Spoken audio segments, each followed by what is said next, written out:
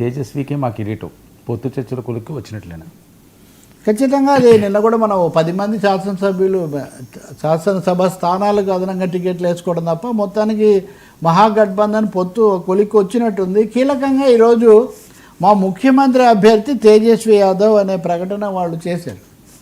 ఢిల్లీ నుంచి వచ్చిన pilot Congress party తరఫున వచ్చిన సీనియర్ నాయకుడు పైలట్ ఆ ప్రకటన చేశారు. చేయడమే కాకుండా ఉప ముఖ్యమంత్రిగా కూడా కాంగ్రెస్ నాయకుడి పేరు ఒకటి ప్రకటించారు.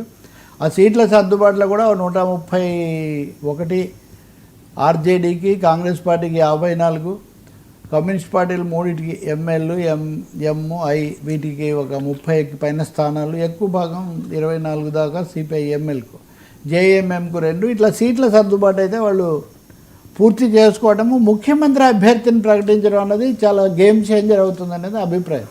అంటే తేజస్వి యాదవ్ చాలా పాపులరు. గతసారి కూడా పెద్ద పార్టీగా ఆర్జేడీ వచ్చి అతను ఫేస్ ఆఫ్ ది కూటమిగా ఉన్నప్పటికీ కాంగ్రెస్ పార్టీ కొన్ని పంచాయతీలు పెట్టడం వల్ల ముందు ఆయన పేరు ప్రకటించకపోవడం చాలా నష్టం కలిగించింది. ఎందుకంటే సర్వేలన్నింటిలో కూడా 67% మంది తేజస్వి యాదవ్ని కోరుకుంటున్నారు. సో తేజస్వి యాదవ్ మా కాబోయే ముఖ్యమంత్రి అభ్యర్థి, ఫేస్ ఆఫ్ అవర్ ఫ్రంట్ అని చెప్పడం అనేది ఉపయోగపడుతుంది అనేది, ఇట్లా సర్దుబాట్లు కూడా పూర్తయ్యాయి కాబట్టి ఇది కూటమికి ఉపయోగపడే ఒక పరిణామం అన్నది జాతీయ పరిశీలకులు వీళ్ళు చెప్తున్నారు.